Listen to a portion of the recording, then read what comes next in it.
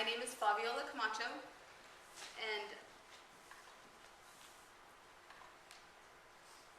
the title of my research is Care for the Caregivers.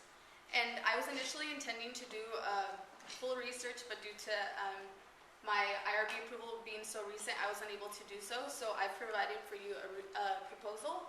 And the title of my proposal is a research proposal to measure the burden, needs, and quality of life of informal and formal caregiver.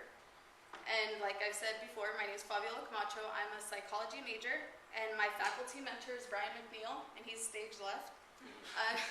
And his research interest, just to give you a little insight on how we have a connection, is he focuses on Latinos and Latinas and Chicanos psychology, and specifically clinical supervisions. And right now he's currently investigating Latino and Latina spiritual healing traditions. So that's quite fascinating. So you ask yourself, why are you here today? Why am I presenting caregiving? So what sparked my interest in caregiving? So just like you all, we go through a human experience and we face tragedy, we face victory. And I, at a young age, faced tragedies. So someone close to me passed away, and it was due to terminal illness. And in this experience, I witnessed people's reactions to it. And naturally, of course, I mourned his passing. But I also noticed that people, like you see in these two expressions, people showed two different emotions because of the loss. So there were some people that weren't happy about it, but they were able to cope with it more effectively. And there were some people that it took a toll on them to a far larger extent than some other people. And then questions began to develop. I have this little scale here, and not because I'm trying to get scientific on you or anything. I'm not trying to outdo Tracy, but it's because I was always curious as to what elements would deem somebody to be more affected than somebody else. So what are the things that made them more depressed or suffer more trauma due to the loss when they've both experienced a tragic experience, like they both experienced the same experience.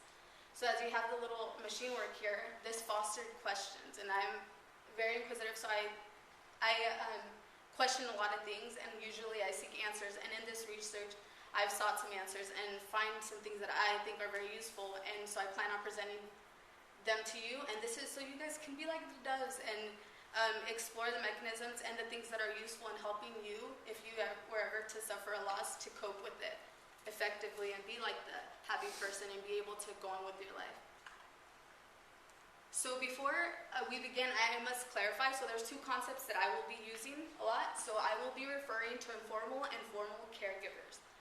So the term caregiver, so this is a more general term, it refers to both of them. It's anyone who provides care for someone with an ailment. So someone who in some degree is incapacitated and needs assistance. And it isn't like a one-day thing.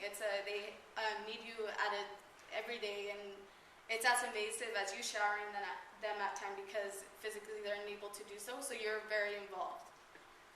And so the two terms, so informal caregivers, so what specifically coins someone an informal caregiver is that they're unpaid individuals who provide care. And this could be like your parent, your sibling, just anyone who provides care for you and isn't compensated by a salary or anything of that sort. And then we have formal caregivers, and those are caregivers, they're care providers that are paid, and they're usually associated with the service system.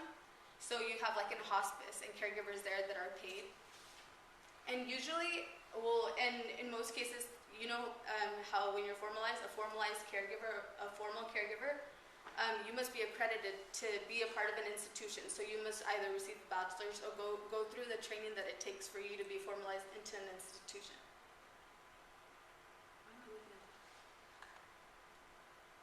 So let's go into the statistics before I let you know what I've found.